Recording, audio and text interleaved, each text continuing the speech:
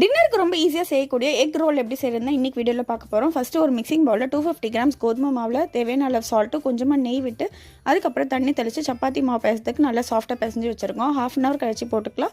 ஒரு மிக்சிங் பவுலில் 3 முட்டை, 1 teaspoon chilli flakes, 1 teaspoon all purpose குழம்பு மசாலா தூள், 2 வெங்காயம் பொடிசாக கட் பண்ணி வச்சுருக்க கொத்தமல்லி, சால்ட் எல்லாம் போட்டு நல்லா மீட் பண்ணிக்கோங்க.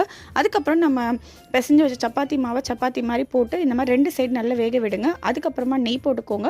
அப்புறம் நம்ம எடுத்து வச்சுருக்க முட்டை மிக்சரை நல்ல சப்பாத்திக்கு ஃபுல்லாக படுற அளவுக்கு ஒரு குழிக்கரண்டி அளவுக்கு ஊற்றிட்டு நெய் விட்டுட்டு 5 மினிட்ஸ் சிம்மரில் வைங்க. இந்த மாதிரி திருப்பி போட்டு அப்போ தான் வந்து இந்த சப்பாத்தியும் இந்த எக் மிக்சரும் நல்லா பிளெண்ட் ஆகும். ஃபில்லிங்காக ஒரு பேனில் கொஞ்சமாக எண்ணெய் ஊற்றிட்டு 1 வெங்காயம், 1 கேப்சிகம், கொஞ்சமாக கேரட், கொத்தமல்லி தலை போட்டுட்டு 1 teaspoon chilli flakes and salt போட்டு நல்லா டாஸ் பண்ணி விட்டுருங்க. அதுக்கப்புறமா ஃபைனலாக ஜூசினஸ்க்கு ஒரு 4 டீஸ்பூன் மைனி சாஸ் சேர்த்துருக்கேன்.